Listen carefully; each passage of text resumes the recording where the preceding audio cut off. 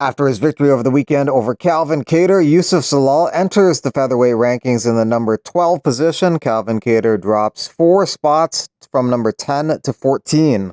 The guys ahead of Zalal are Chikadze, Murphy, Sterling, and Emmett. Emmett is fighting Murphy. Aljo doesn't have a fight scheduled at the moment, and Giga Chikadze is fighting David Onama. After his knockout of Justin Tafa over the weekend in 35 seconds, Talashin Teixeira enters the heavyweight rankings in the number 15 position. He's undefeated at 8-0, and all 8 are finishes. So Dontel Mays gets kicked out of the rankings. Some might have thought that Walter Walker, who beat Dontel Mays, would be added to the rankings, but it's Teixeira. After a win over the weekend over Julia Avila, Jacqueline Cavalcante moves up 2 spots in the bantamweight division to number 11. Julia Avila drops 3 spots to number 15, but she's retired, so she's going to be removed from the rankings soon.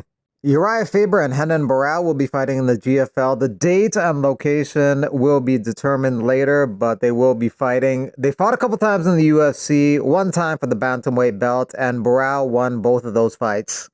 Lyoto Machida is also down to fight in the GFL. He's a manager in the league right now, but he's down to also fight.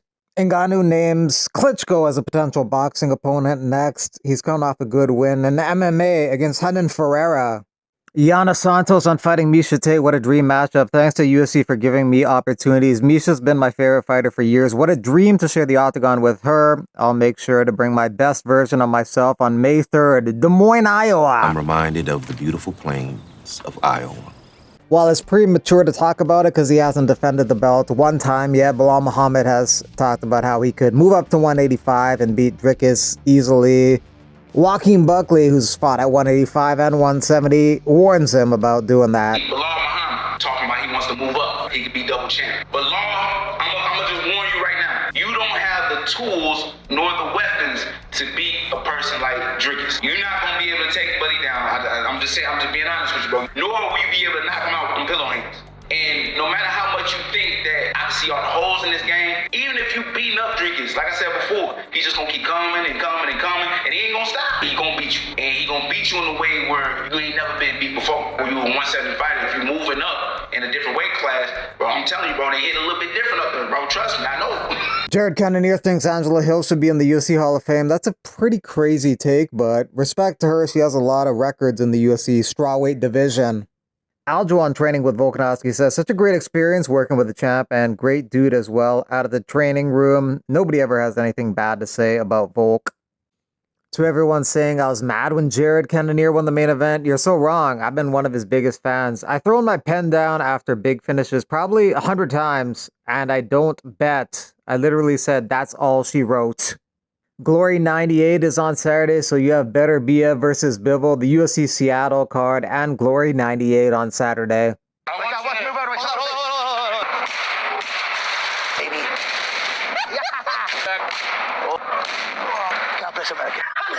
Daniel Hoover here. Guys, the tickets for my fight on March 29 in Mexico City go out this week, so don't lose the opportunity to watch us fight live, and see you there. Leon Edwards 5 weeks out from his fight with Jack Della Maddalena.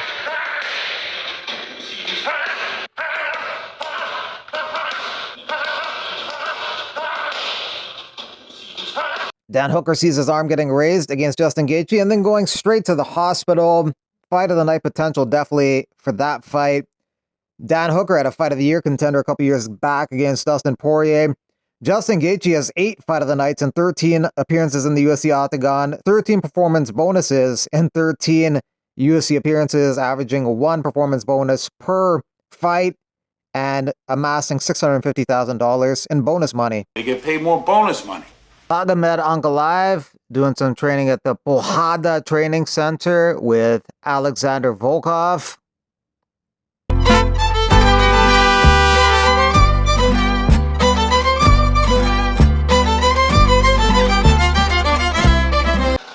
Luke Rockhold had a surgery to fix a deviated septum.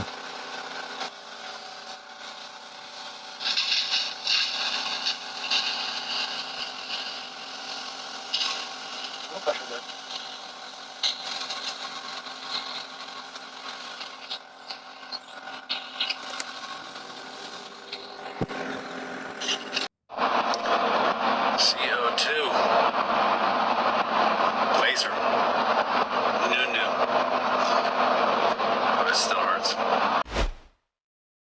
Bruce Buffer celebrating 29 years announcing for the UFC. True honor to celebrate my 29th anniversary of being the voice of the Octagon. It was 29 years ago on Feb 16th. I first stepped into the UFC Octagon at UFC 8 in Puerto Rico to announce the prelim fights. I'm both honored and very thankful to all who I've met.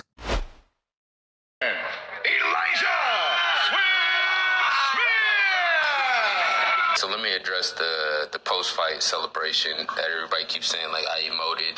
The fight celebration, flight emote. I don't even really watch Flight, but I don't know. That was just something when I got my hand raised. I was like, I just did whatever my body did. So yeah, but it's cool to see that it's going somewhat viral. So, but I figure I'd tell my little piece of crazy. Ultimate Fighter. I could have went down this route. Shout out to Contender Series though. Y'all gonna see me on the next episode on the Ultimate Fighter. They done brought him back on the Ultimate Fighter, man. He's making a return, a comeback. Hey, remember that last post I said that Jesus is my doctor, and my eyes was like this, my face was all puffy and red. Look at me now. Look at me now. Smiling. Because you know why? Jesus is my doctor. Jesus Christ, my Lord and Savior, is my doctor. I love Jesus so much. You guys have no idea what Jesus can do in your life, guys. I saw God just got some results. Oh, man, I'm just getting better and better and better. Things are flushing out, and it's because of Jesus Christ. This fan tells Ishmael Bonfim that he owes him 100 euros because he bet on him to beat Sadikov. You owe me 100 euros. You're losing to a 10-1 that nobody knows. Are you serious? F you, motherfucker. Girls, fetch me my Grassy. Here's your Grassy. Grassy is supremely hydrating. Is this really immune boosting? Is it really immune boosting? Yeah, it's really immune boosting. Grassy reminds me of tea. It's very light and very refreshing. It's good. It's good. Grassy, fight for your wellness.